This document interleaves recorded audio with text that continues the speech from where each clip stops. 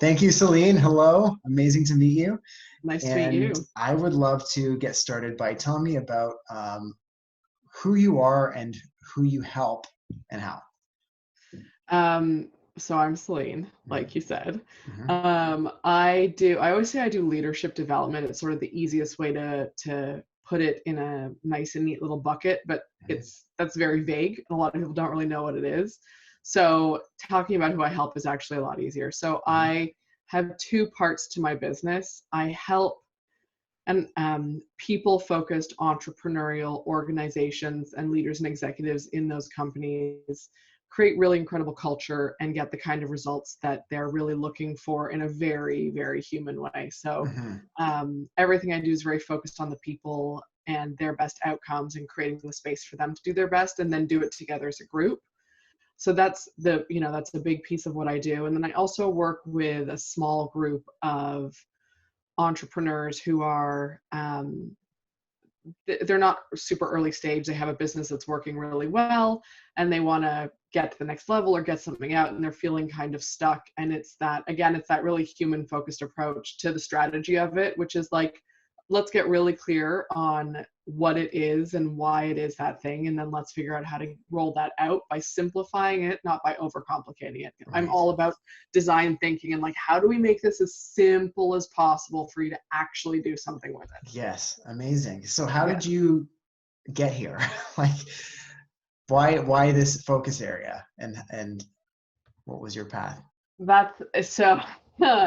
um, my path was I ran a tutoring business. So when I was in university, I did a number of different things. I you know, started working quite young, ran different businesses. All of them were kind of informal. When I was in university, I started working for a tutoring company because I was like, this is way more money than the $6.85 it was for minimum wage at the time. And how can I maximize my dollar amounts with while Hmm. minimizing my hours?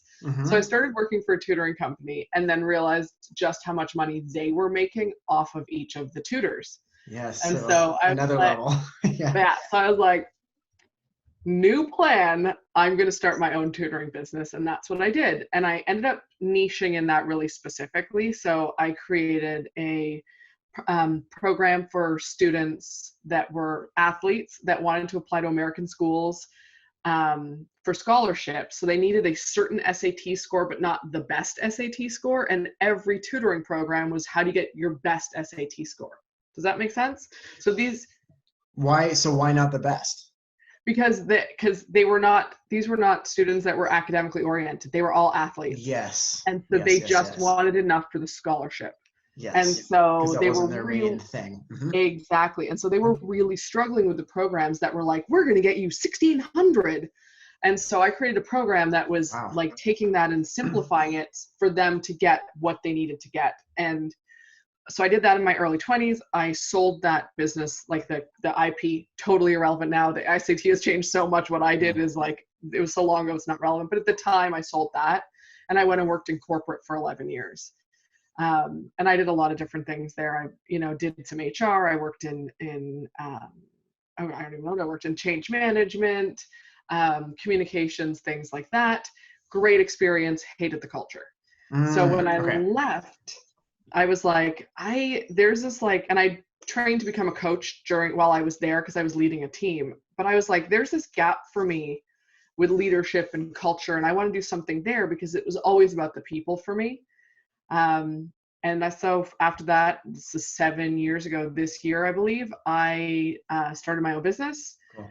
Totally screwed it up for the first couple of years, the first year especially, and then figured it out and got it going. So Cool. that's kind of long and convoluted, but Yeah, because at the end of the day, it's people who are running the thing, right? well, this like I say all the time, I'm like, if like it's your product is great, your profits are great, all those things are wonderful, but none of it matters if you don't have the right people there. None of it matters. You can't do it without people. Hmm. Hmm. So for anyone watching, what are a couple things to keep in mind when thinking about like culture in your organization or in your life? That is a great, so there's a few things I'm going to throw at you. The first thing Hmm. is that culture is not owned by one person. There's not, you might be the um, the face of the culture in an organization. If Mhm. you're in a really large organization or you're building a team, you might be the person that is leading that, but it does not belong to you. And so Mhm. it's really important to recognize that and instill that as you build out a team, that this is multifaceted. It's not just, you are not the only thing. You don't get to decide the culture. The second thing I would say is, as you're building a team and growing a team, you can actually design your culture very intentionally. So you can, get the collaboration, figure out the working norms. I always talk about culture as a sandbox. So it's the outline of the outline of the sandbox, and everyone has to play in the sandbox together. Mhm. So how do you make that outline distinct enough that it works for everyone and allows everyone to play by the same Mhm. rules, while still being able to like build a sandcastle in one corner and throw sand at each other in the other, like Yes. whatever their sort of way of playing is. Within the parameters of what people accept. Exactly. So how would you define culture? That is a massive question. I don't know that. I think that the easiest way of putting it is culture is it's how people show, it's how people show up and how they work together and the rules that they're all sort of Mhm. following. There's a lot of unspoken things in culture. There's Mhm. rituals as part of culture, right? There's where we work that affects our culture, how we're working, what our roles are, how we communicate. All of these things are a piece of culture. So, I don't know that I would define culture in a specific way so much as it's this connection. It's the collision point of all of these different things Mhm. together that makes up how we function as a group. Yes, I think it's Brene Brown who said culture is the way we do things here or something like that. It's kind of Yeah. people's implicit understanding of how things happen, like around here, like Yep. with us. Yep. And that could be anything. Yeah. Yeah. I often talk about with companies, especially growing companies, it's like create your rules of engagement, Mhm. right? Like this is sort of the parameters, it's that sandbox, and then call it whatever you want at the end of the day. But it's how we all play together. Cool. And what would you say you most need help with right now? Ooh, I love that you're asking this question in like the midst of coronavirus. Yeah, It's such a, that question, the answers have shifted as I've done these interviews throughout March. oh my Yeah. gosh, I can only imagine. I'm actually, so because of the nature of the conversations that I'm having with people, I'm Mhm. actually putting together a leading through crisis kind of Mhm. initiative where I'm interviewing experts and people who have a different perspective on it to help people who are running teams or leading themselves. Like Mhm. truthfully, I have this fascinating shaman who I'm going to be interviewing as part of this to help people lead themselves through these times. And so I think the help I would need is, if anyone knows someone who would be an amazing person to be part of this. I'm not making money off this. This is really to put some interviews out and to put some videos out for the people that I serve and other people serve. That's not just all this panic about what's happening in the world. That is, here's how you can help your people, help yourself, focus on something different for a few hours a day. Cool. Amazing. Yeah. Is there anything else you'd like to add?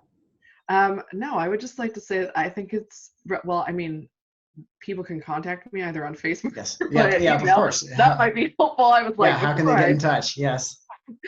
they can reach me at Céline, which is Celine at revisionary.ca. So Perfect. visionary with an RE at the front. And the only other thing I would say is I think it's really cool you're doing this. So thank you for inviting Thank you. me to be a part of it. I think it's a really cool idea. Thank you. I really, really appreciate it.